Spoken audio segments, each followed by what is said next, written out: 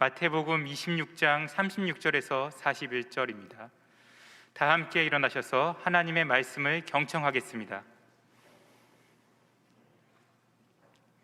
이에 예수께서 제자들과 함께 겟세마네라 하는 곳에 이르러 제자들에게 이르시되 내가 저기 가서 기도할 동안에 너희는 여기 앉아 있으라 하시고 베드로와 세베대의 두 아들을 데리고 가실새 고민하고 슬퍼하사 이에 말씀하시되 내 마음이 매우 고민하여 죽게 되었으니 너희는 여기 머물러 나와 함께 깨어 있으라 하시고 조금 나아가사 얼굴을 땅에 대시고 엎드려 기도하여 이르시되 내 아버지여 만일 할만하시거든 이 잔을 내게서 지나가게 하옵소서. 그러나 나의 원대로 마시옵고 아버지의 원대로 하옵소서 하시고 제자들에게 오사 그 자는 것을 보시고 베드로에게 말씀하시되 너희가 나와 함께 1시간도 이렇게 깨어 있을 수 없더냐. 시험에 들지 않게 깨어 기도하라. 마음에는 원이로되 육신이 약하도다 하시고. 이것은 하나님의 말씀입니다. 아멘. 최근에 미국 콜롬비아 대학 비즈니스 스쿨 교수이자 세계가 인정하는 혁신 전문가인 리타 매크러스 교수의 Singing Around the Corner라는, 우리말로는 모든 것이 달라지는 순간이라는 그 제목의 책을 읽었습니다. 이 책에는 변곡점이라는 그 개념을 설명을 하고 있는데, 이 변곡점이라는 것은 인플렉션 포인트, 이렇게 해서 좀 쉽게 말씀드리면 한 회사가 망하게 될 때 망하는 징조가 보이지 않게 조금씩 나타난다는 것입니다. 그것이 변곡점입니다. 뭔가 이렇게 무너지기 직전에 이렇게 나타나는 보이지 않는 현상들, 그래서 아주 느리게 보이지 않게 나타나다가 이것이 어느 순간 드러나게 될 때는 걷잡을 수 없이 결국은 무너지게 되는 그런 이론을 얘기합니다. 그러면서 이 변곡점이라는 것은 위기만 가져다 주는 것이 아니라 하나의 기회가 될 수 있다고, 그 기회를 붙잡지 않으면 이 변화는 이 흐름 앞에 무너질 수밖에 없는 것이 바로 우리의 삶이나 기업이나 마찬가지라는 것이 그 내용입니다. 지금 우리 코로나 이 나라의 상황 속에서 걱정하는 것이 있다면 이 코로나가 지나간 이후에 교회는 어떻게 될 것인가 하는 그런 수많은 세미나들이 여기저기 열리고 있습니다. 아무도 미래를 예견할 수 있는 사람은 없습니다. 어떤 일이 우리에게 벌어질지 알지 못하지만은 우리가 아는 분명한 사실은 이전처럼 그렇게 가지는 않을 것이다. 뭔가 큰 근본적인 변화의 흐름이 일어나는데 이 흐름 앞에 우리가 지금 준비해야 될 것이 무엇인가? 이 변곡점의 이 징조들을 바라보면서 어떻게 할 것인가? 그런데 이 변곡점의 징조들이 조금씩 나타나는 것이 아니라 코로나는 함께 많이 노출되기 때문에 어디서부터 어떻게 준비해야 될지를 알 수가 없다는 것입니다. 우리 교회도 마찬가지입니다. 그런 마음을 갖고 있으면서, 그런 관심을 가지고 있으면서 오늘 성령 강림 주일 기억하면서 이제 그걸 생각할 수 있었어요. 뭐냐면 예수님께서 부활하셔서 승천하시고 떠나고 난 다음에 하나님께서 보내주시는 것을 기억하라고, 기다리라고 했던 그 기억 속에서 마가의 다락방에 120명이 모여서 그들은 무엇을 했을까 하는 생각을 하게 됐습니다. 우린 성경에 이미 해답이 나와 있기 때문에 결과와 이렇게 과정도 알고 있기 때문에 다 아는 것처럼 생각되지만 그 사람들에게는 이거 심각한 문제일 거예요. 왜냐하면 절망과 희망이 교차되는 순간이고 기회와 그리고 고난이 교차되는 순간이기 때문에 정말 예수님께서 보내주시는 바로 그 성령님, 그것을 기다리라 그럴 때 막연히 뭘 하라고 이렇게 얘기를 하지 않았어요. 기다리라고만 얘기했어요. 여러분, 우리에게 일을 우리에게 시킬 때에 가장 어려운 상사가 어떤 사람인가 하면 알아서 하라는 것, 알아서 해봐, 얼마나 그 무서운 말인지 모릅니다. 굉장히 재량을 주는 것 같은데 그게 아니라 어떻게 하는지 두고 보겠다는 얘기도 그 속에 있지 않습니까? 바로 예수님께서 기다리라고 할 때 이들은 어떻게 했는가 할 때 바로 그들은 기도를 선택했습니다. 가장 절망적인 순간이면서도 가장 많은 기회의 여러 가지 길들이 열려지는 그 순간 그들이 선택했던 것은 기도였습니다. 그러면 그 생각을 했어요. 기도를 했다면 대체 무슨 기도를 했을까? 하나님, 우리 예수님이 부활했습니다, 안 계십니다, 뭐 보내준다 그랬는데 빨리 보내주십시오, 그 기도할까요? 물론 하겠죠. 지금 내 현실 속에 있는 어려움도 있습니다, 지금 내 상황이 지금 심각합니다, 그 기도도 했겠죠. 그러나 그들이 무슨 기도를 했을까? 주님께서 하신 말씀을 그들이 기억하면서 기다리면서 그들이 했던 기도가 뭘까? 어쩌면 오늘 우리가 이 위기 속에서 해야 될 기도가 그들의 기도가 아닐까 하는 생각을 했습니다. 근데 주기도문의 유대적 배경이라는 책을 쓴 브래더 영 박사에 의하면 헬라 원어적으로 볼 때 바로 이 이스라엘 120명의 사람들이 했던 기도는 그냥 프레이어, 기도가 아니라 더 프레이어, 쉽게 말씀드리면 주님께서 가르쳐 주신 주기도문을 기도했다는 것입니다. 왜일까요? 왜 그 주님께서 가르쳐 주신 기도를 그들이 가장 절박한 그 순간, 미래를 알 수 없는 그 순간에 그들이 기도했던 것이 왜 주님께서 가르쳐 주신 기도를 했을까요? 이 기도 속에는 주님께서 가르쳐 주신 이 기도 속에는 우리가 정말 기도해야 될 내용들이 이 기도 속에 담겨 있기 때문입니다. 우리는 주로 우리의 문제를 따라 기도합니다. 우리의 상황을 따라 기도합니다. 그러나 정작 우리의 삶을 진짜 지배하고 우리의 삶에 영향을 주는 가장 소중한 것들, 어떤 상황 속에서도 우리가 기도해야 될 귀중한 것들을 우리는 알지 못하는 것입니다. 우리가 알지 못하는 것을 주님이 가르쳐 주신 기도 속에 담아서 우리에게 말씀해 주신 것입니다. 주기도문이 담고 있는 기도의 형식과 내용과 순서에도 우리는 탁월하지만은 무엇보다도 주기도문 속에는 우리가 놓치기 쉬운 우리 삶의 가장 중요한 주제들이 담겨 있기 때문입니다. 저와 여러분을 살리고 교회를 살리며 내 삶의 가장 중요한 순간에 드려야 할 기도의 내용이 바로 이 주기도문 속에 담겨 있기 때문입니다. 우리가 해야 될 기도가 주기도문 속에 있는데 그 기도의 내용이 뭘까요? 첫 번째는 주님께서 가르쳐 주신 기도에는 관계에 대한 중요한 것을 기억하고 기도하게 해줍니다. 관계에 대한 것. 인간이 살아가면서 관계가 얼만큼 중요한가는 여러분도 잘 아실 겁니다. 그러나 막상 이것을 가지고 이것이 기도 제목이다 하고 생각하는 분들은 그렇게 많지는 않을 겁니다. 미국의 카네기 공과대학에서 실패한 사람 10,000사람을 뽑았습니다. 가정생활, 직장생활, 사회생활에 실패한 사람 10,000사람을 뽑아서 이 사람이 왜 실패하게 되었는가를 집중적으로 연구하게 되었습니다. 근데 아주 재미있는 통계가 나왔어요. 이 사람들이 실패한 이유가 85%가, 그러니까 10,000명 중에 8,500명이 인간관계에 실패했다는 겁니다. 인간관계에 실패하면서 그들은 가정생활과 직장생활과 그들의 사회생활 속에 실패했다는 것입니다. 15%만이 재정이 약했다거나 지식이 없었다거나 아니면 주요 환경이 열악해서 실패한 그것이 이유지 실제적으로는 인간관계라는 것입니다. 하나님은 우리가 인생을 살아가면서 가장 소중하게 기도해야 될 주제가 무엇인지 알고 계시죠? 바로 주님은 우리에게 관계야말로 참으로 중요하다는 것을 말씀해 주고 있습니다. 그럼에도 불구하고 우리는 이 관계가 우리의 기도의 주제로 별로 잘 등장되지는 않습니다. 문제 있는 관계, 인간관계에 어려움이 생기면 기도해도 우리가 그보다 훨씬 더 폭넓은 관계가 오늘 내 인생을 만들어 간다는 생각을 우리는 별로 하지 않기 때문입니다. 하나님과의 관계, 사람들과의 관계, 자연과의 관계, 사단과의 관계, 우리 영적인 존재이기 때문에 사단과의 관계, 물질이나 지식이나 명예나 지위와 관련된 일들이 얼마나 우리에게는 많이 있습니까? 그 중에서도 하나님과의 관계는 모든 관계의 중심이면서 우선이면서 이 관계는 모든 관계를 질서 있게 만드는 굉장히 중요한 관계인 것을 말씀하고 있다는 것입니다.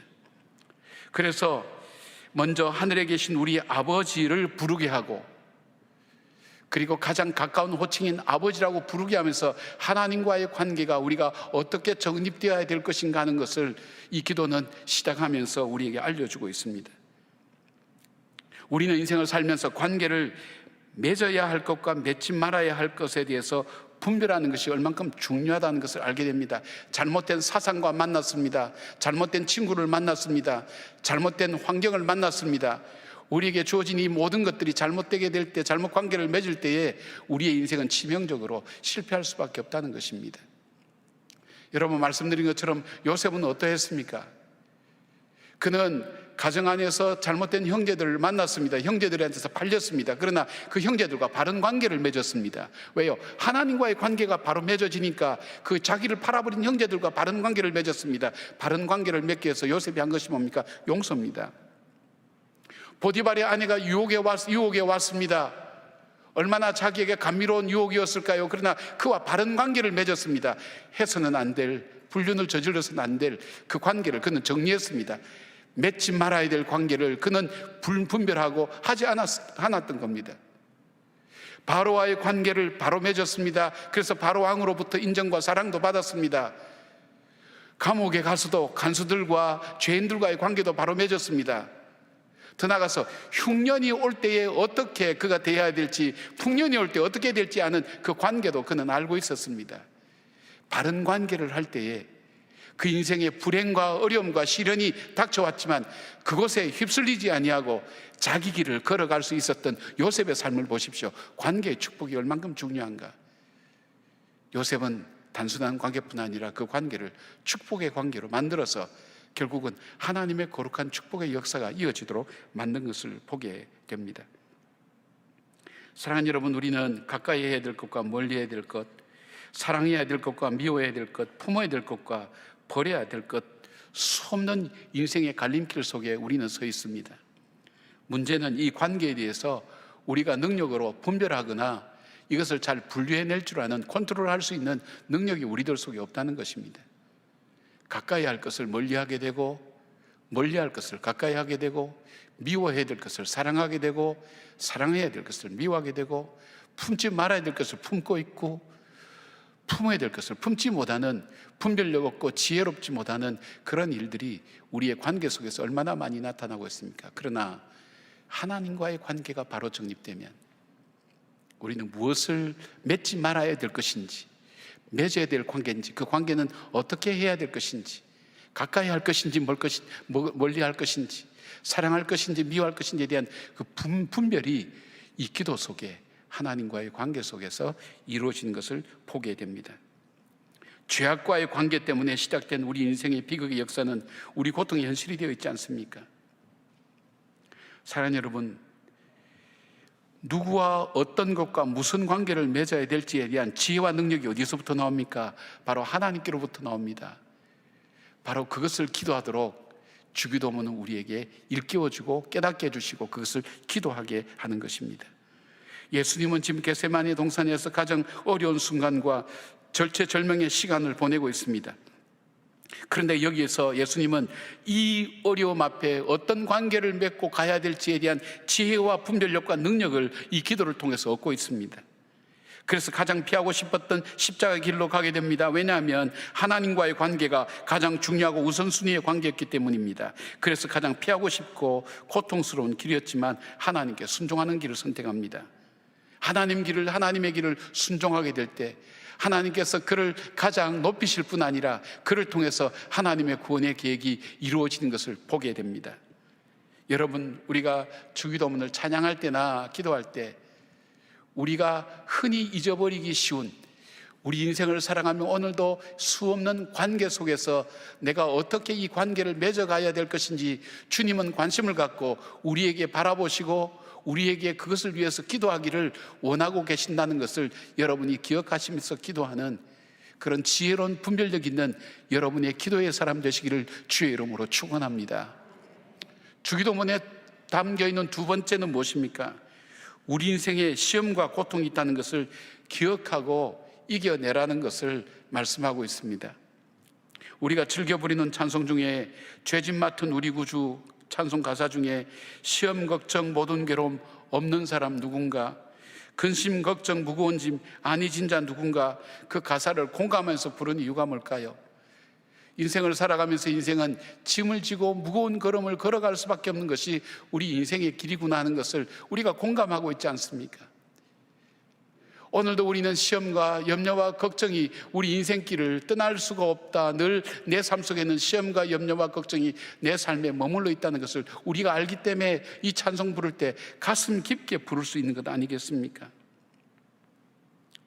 우리가 행복한 인생을 살기를 원하지만 행복할 수 없는 장애물들이 얼마나 많은가. 그런데 인생은 아이러니하게 행복을 연구하는 사람이 이렇게 얘기합니다. 우리 인생의 행복과 불행은 인생의 행복한 일과 불행한 일 그 자체에 달려있는 것이 아니다. 인생의 시련과 어려움이 올 때 그것을 어떻게 잘 극복하고 이겨내는가, 거기에 따라서 인생의 불행과 행복이 결정된다고 그렇게 이야기를 하고 있습니다. 근데 올림픽의 창시자 쿠베르탱 남작은 올림픽 종목을 정할 때에 많은 사람들의 반대도 불구하고 그는 장애물 경기를 꼭 넣었습니다. 근데 오종 경기를 얘기죠. 장애물 경기를 꼭 넣었습니다. 왜 이분이 장애물 경기를 넣게 되었냐면 올림픽 정신이 있을 때 이것이 있어야 된다는 거예요. 그는 프랑스 한 기마부대의 한 장교의 일을 기억했습니다. 그 전선의 위기가 처했을 때 전령으로서 말을 타고 가서 전령으로서 지금 상황을 설명해서 구원을 받아야 될, 반드시 전해야 될 그 메시지가 있는데 이것을 전하기 위해서 이 프랑스 기마부대 이 장교가 말을 타고 갑니다. 그 적들이 나타나서 할 때 그 말 위에서 싸우다가 말이 죽고 나니까 그가 말에서 내려서 그리고 이 병사들 사이를 헤치면서 싸우면서 헤쳐나서 자기 길을 갑니다. 앞에 강이 나타나니까 수용을 하면서 수용해서 결국은 바로 그 본부에 다다와서 그 전령을 전하는 모습을 봤습니다. 이 쿠베르탱 남작의 마음속에 저게 인생이야. 우리 앞에 수없이 주어지는 염려와 근심과 어려움이 있지만 저걸 헤치고 내가 가야 될 길을 가는 것, 이루어야 될 것을 이루는 것, 이것이 인생이야. 그래서 그는 올림픽에 반드시 이 장애물 경기를 넣을 수 있게 된 것입니다. 문제는 우리가 장애물을 잘 극복해야 된다고 하는 것을 알지만 우리 주님께서 우리에게 말씀하시는 것이 있습니다. 너희들이 보는 장애는 부분적이요, 제한적이요, 현상적이요, 물질적인 거라는 거예요. 우리들 삶의 진정한 장애는, 우리로 하여금 행복하지 못하게 만들고 복되지 못하게 만드는 진정한 장애는 바로 사단이라고 주님은 말씀하고 있습니다. 사단은 우리 영혼과 우리의 삶 자체가 파멸에 빠져서 불행하며 사망에 이르도록 우는 사자처럼 우리를 노리고 틈만 있으면 전방위적으로 공격이 와서 무너뜨린다는 것입니다.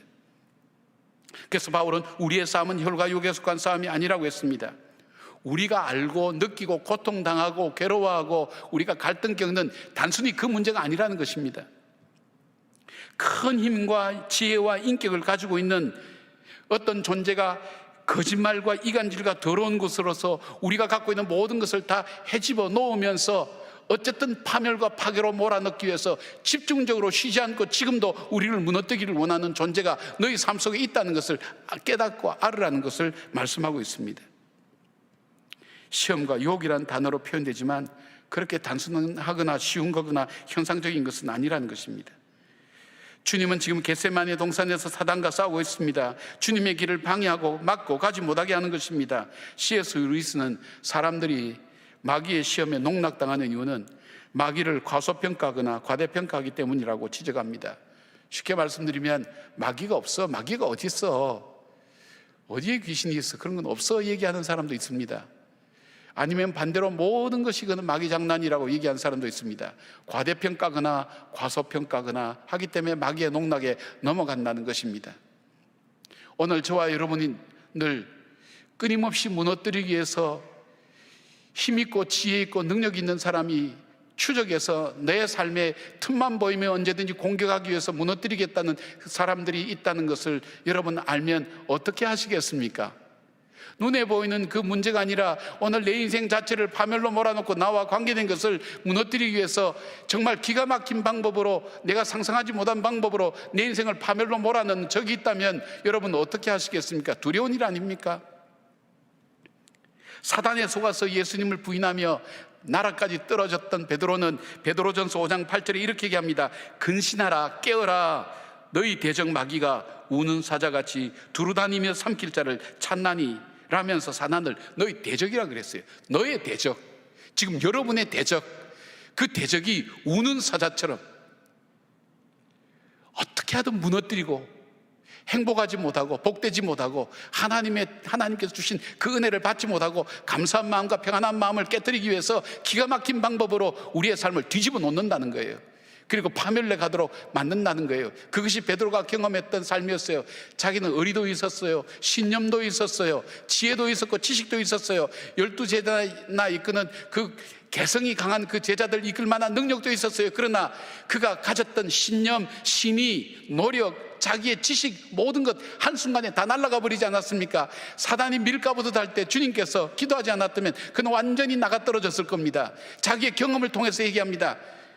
틈을 주지 말라고. 우는 사자처럼, 배고파서 먹이를 찾는 우는 사자처럼 우리를 넘어뜨리기 위해서는 그 사단에게 틈을 주지 말라고. 근데 우리가 이거 어떻게 할 수 있습니까? 우리 주님이 우리 힘으로 안 된다는 겁니다. 여러분, 우리는 문제를 따라서 기도할 때 문제 나타난 현상을 따라서 기도하지, 그 배후에서 이 문제를 통해서 복된 일이든 행복한 일을 통해서 우리를 무너뜨리기 위해서 파멸로 몰아넣기 위해서 계획과 간교와 이 뭡니까? 음모를 가지고 우리에게 다가오는 것을 어떻게 우리가 분별하고 이겨나갈 수 있습니까? 우리 힘으로 할 수 없다는 것입니다. 그래서 바울은 에베소서 6장 18절에 이렇게 말씀합니다. 모든 기도와 간구를 하되 항상 성령 안에서 기도하고 이를 위하여 깨어 구하기를 항상 힘쓰며 여러 성도를 위하여 구하라. 그래 됐습니다.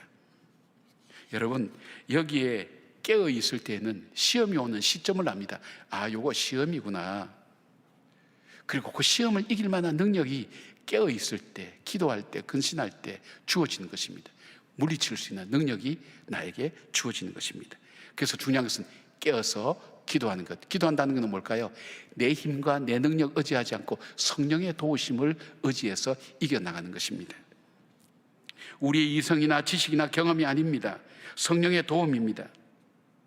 여러분, 우리가 편할 때에 나는 언제까지나 예수 믿고 이렇게 편안하게 잘 지낸다 생각할 때가 있을 줄 압니다만은, 그러나 사실은 그때가 가장 위험할 때입니다. 왜냐하면 방심하기 때문입니다. 우리가 어려울 때는 그때가 가장 우리에게 더 위험할 때입니다. 왜 그렇습니까? 우리는 쉽게 포기하기 때문입니다. 정체를 모르는 적들과 싸워야 되기 때문입니다. 영적으로 잠잘 때는 우리는 하나님 앞에 나가지 못합니다. 우리 주님께서 가르쳐 주신 이 기도에는 너희들이 눈앞에 보는 단순한 그 시험과 그 방해가 문제가 아니라 엄청난 영적인 세력이 너로 하여금 무너뜨리고 파괴하기 위해서 끝까지 포기하지 않고 이 끝나지 않는 이 전쟁을 끊임없이 일으키는 그 존재들이 너희들 속에 있는데 그것을 너희 힘으로 이길 수 없다는 겁니다. 어떻게 해요? 성령 안에서 기도하라는 거예요. 이 기도가 주기도문 안에 포함되어 있다는 겁니다. 여러분, 기도를 못하면 문제를 따라서 그냥 계속 그렇게 기도하는 것만 아니라 정말 내가 기도해야 될 것이 뭔지를 모르면 주님이 가르쳐준 기도만 계속해서 반복해서 기도하셔도 얼마나 좋은 기도인지 알 수가 없습니다. 나도 잘 모르면서 정말 드려야 될 기도를 드리게 된다니까요. 그러나 나는 논리 있고 조리 있고 그리고 합리적이고 이성적이고 말 잘하고 그렇게 해서 기도한다 할 때, 그러나 그럼에도 불구하고 그 속에는 우리 영적인 세계를 보지 못하면 영적으로 마귀에게 타격을 줄 수 있는 기도를 우리는 하지 못하는 거예요. 그래서 주님께서 우리에게 성령 안에서 깨어서 기도하라고 그렇게 말씀하는 것입니다. 사랑하는 여러분, 주기도문을 묵상하면서 기도해 보십시오. 주님께서 우리가 눈앞에 보이는 이 일보다도 그 너머에 우리로 하여금 불행하게 만들고 우리를 파괴하는 어둠의 영들의 역사들이 훨씬 더 많다는 것을 우리로 하여금 일깨워 주시고, 깨어서 근신하며 성령의 도우심, 우리 자신만의 힘이 아니라 하나님, 내 지식이 아닙니다, 내 의지가 아닙니다, 내 경험이 아닙니다, 내가 갖고 있는 어떤 소유나 능력이 아닙니다. 성령께서 도와주시지 아니하면 나는 이길 수 없습니다는 영적인 기도와 권세와 능력이 바로 이 주님이 가르쳐 주신 기도 속에 있다는 것을 믿는 여러분 되시길 바랍니다. 세 번째로, 주기도문 속에는 하나님이 가장 기뻐하시는 감사와 찬양의 기도를 바로 하게 합니다. 다윗은 가장 험난하고 힘든 인생을 살았던 사람입니다. 그럼에도 불구하고 목동에서 왕이 된 사람이며 하나님 뜻에 합당한 사람이라는 최고의 칭찬을 들었던 사람입니다. 목동에서 왕이 되었다. 그 쉬운 얘기가 절대 아니죠. 근데 그는 그 이유에 대해서 시편 37편 4절에 이렇게 이야기합니다. 여호와를 기뻐하라. 그가 내 마음의 소원을 내게 이루어 주시리로다. 놀라운 결론입니다. 여러분과 저는 다 마음의 소원을 갖고 계십니다. 지금 그 소원을 이루기 위해서 우리는 달려갑니다. 거기에 목표를 가지고 생각을 가지고 마음을 가지고 정성을 기울입니다. 그런데 우리가 갖고 있는 마음의 소원을 가지고 그렇게 나가도 그것이 이루어집니까? 다윗은 이렇게 얘기합니다. 내가 내 마음의 소원을 이루기 위해서 내가 노력하고 애쓰는 게 아무것도 아니라는 겁니다. 진정 내 마음의 소원을 이룰 때는 바로 전능하신 하나님을 기쁘시게 하는 그 삶을 살 때 그 하나님이 이루어 주시는 삶, 그것이 바로 내 마음의 소원을 이루는 방법이더라는 것입니다. 그러면서 그는 5절 6절에 이렇게 얘기합니다. 내 길을 여호와께 맡기라. 그를 의지하면 그가 이루시고 내 의를 빛같이 나타내시며 내 공의를 정오의 빛같이 하시리로다. 주기도문은 찬양으로 시작해서 찬양으로 마치게 됩니다. 찬양이 어디서 나오지? 주기도문에서는 그냥 하늘에 계신 우리 아버지 그리고 뭐 영광과 뭐 모든 것이 주께 있나이다 뭐 그것밖에 없잖아. 그런데 여러분 이 찬양이라는 단어를 생각하시면 알게 될 겁니다.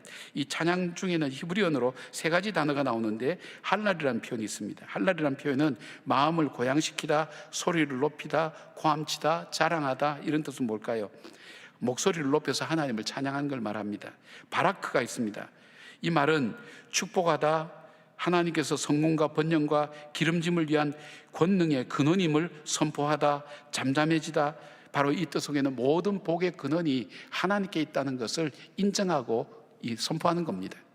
그 다음에 샤바흐라는 것이 있습니다. 이것은 칭찬하다, 큰 소리로 말하다, 외치다는 것입니다.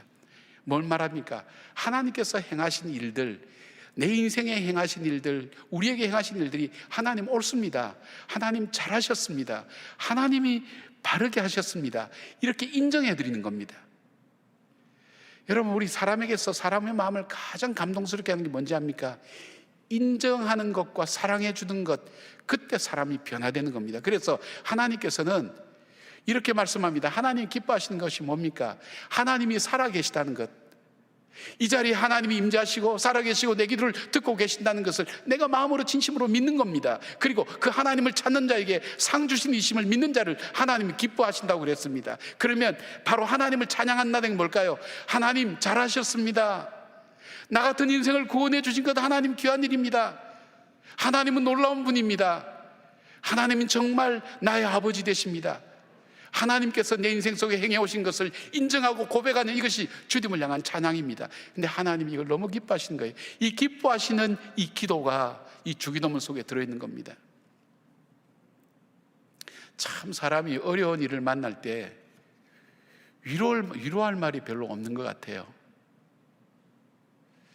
지난주 우리 이동호 목사님 좀 만나자 그래서 좀 만나서 사모님하고 같이 만나서 이렇게 식사하면서 얘기할 수 있는데 드릴 말씀이 없는 거예요. 그래서 목사님께 그랬어요. 목사님, 제가 뭐라고 드릴 말씀이 없습니다. 참 정말 어려운 분들에게는 제가 당해봤거든요. 와서 뭐 방언기도 해주고 손 넘고 기도해주고 하나도 위로가 안 됐어요. 그냥 와서 가만히 보고 울고 간 친구가 그렇게 위로가 되듯이 참 어려울 때는 위로할 말도 참 없습니다. 또 사람을 칭찬하는 말도 참 쉽지 않습니다, 여러분. 잘못하면 거짓말되고 잘못하면 그거 되죠. 저희 어머니하고 어제 이제 통화하면서 그래서 어머니 대단하세요. 뭐 하세요? 그래요. 예배 드리고 있다. 대단하세요.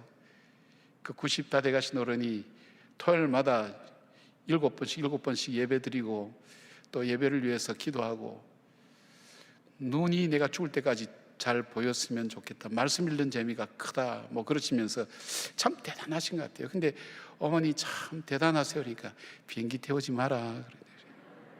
진심으로 말씀드렸는데 그래.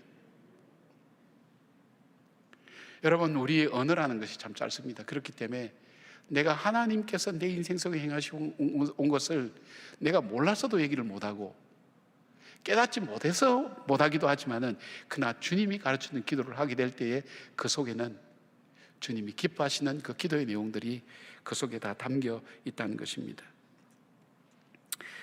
하나님이 우리를 인도하시고 보호하시고 공급하시고, 저는 저녁 식사 기도할 때마다 꼭 그럽니다. 하나님, 우리 가족들 어디에 흩어져 있든 간에, 우리 성도들 어디에 흩어져 있든 간에 우리 성도들 공급해 주시고 보호해 주시고 인도해 주십시오. 이 다윗의 기도가 그거예요. 인도해 주시고 보호해 주시고 공급해 주시고. 참 하나님께서 주시는 귀한 체험과 고백을 담아서 드렸던 시편 23편의 내용의 핵심이 바로 이겁니다. 하나님은 나의 목자시니 나를 인도해 주셨고 나에게 공급해 주셨고 나를 보호해 주셨다는 것, 바로 그 기도를 드리게 되는 것입니다. 저는 이제 공교롭게, 공교롭다는 표현보다도 제가 우리 교회에 심무한 지 금년이 20년째입니다. 그리고 목사로 살아온 지 33년째가 됩니다.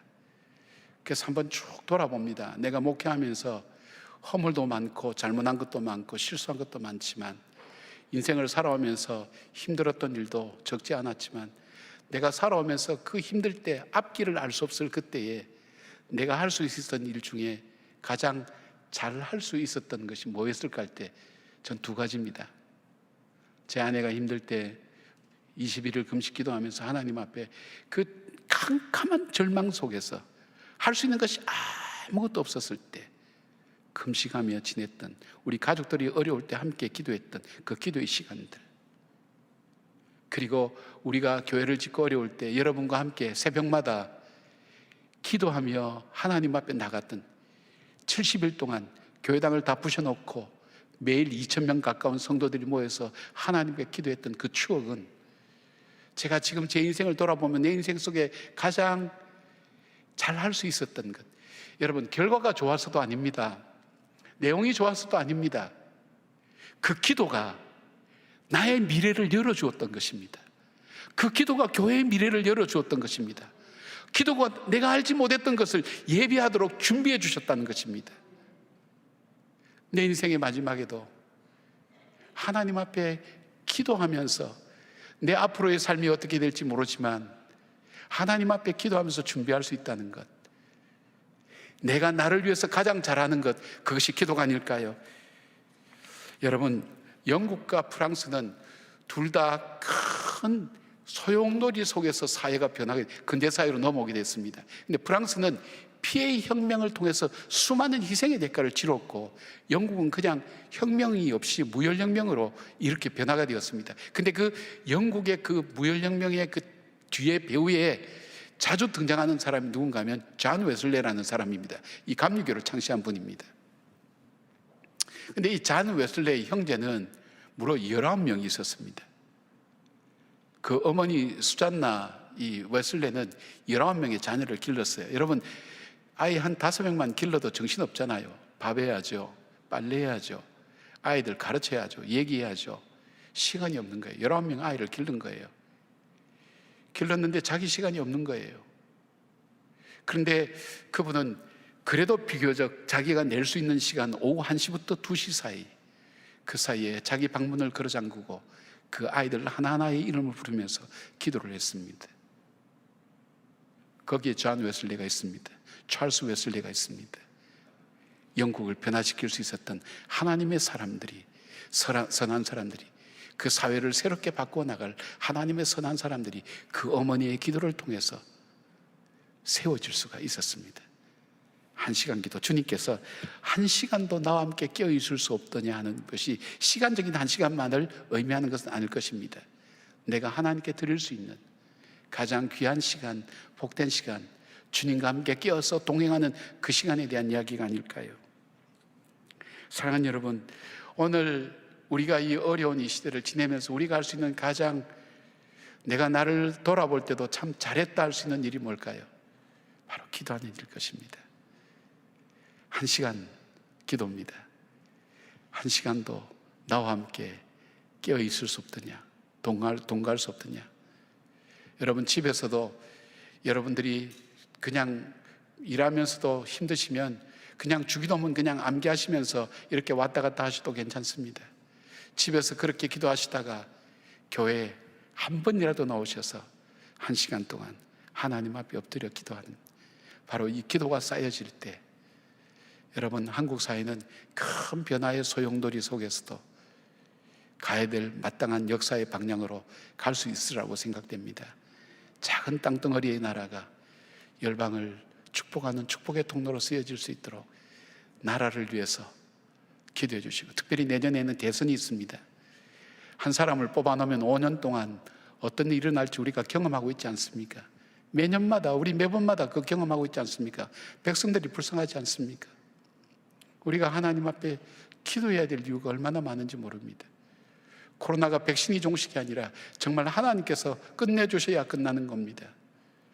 그리고 내 자라나는 내 자녀들과, 그리고 코로나 이후에 이 한국교회가 새롭게 거듭나서 변화될 그 일들을 위하여 하나님이 가장 기도하기를 원하시는 그 기도 제목을 붙들고 함께 기도하는 우리 성도들이 될 때에 주님께서 우리의 기도를 마중물 삼으셔서 정말 우리를 긍휼히 여기시고 이 한국 민족을, 저 북한에 있는 우리의 동포들까지도 함께 한 나라 한 민족이 되어서 정말 열방 가운데 축복의 통로로 쓰임받는 그런 나라가 될 수 있도록 여러분의 기도를 주님은 지금도 구하고 계십니다. 초청하고 계십니다. 기도의 자리로 여러분을 초청합니다. 함께 기도하겠습니다.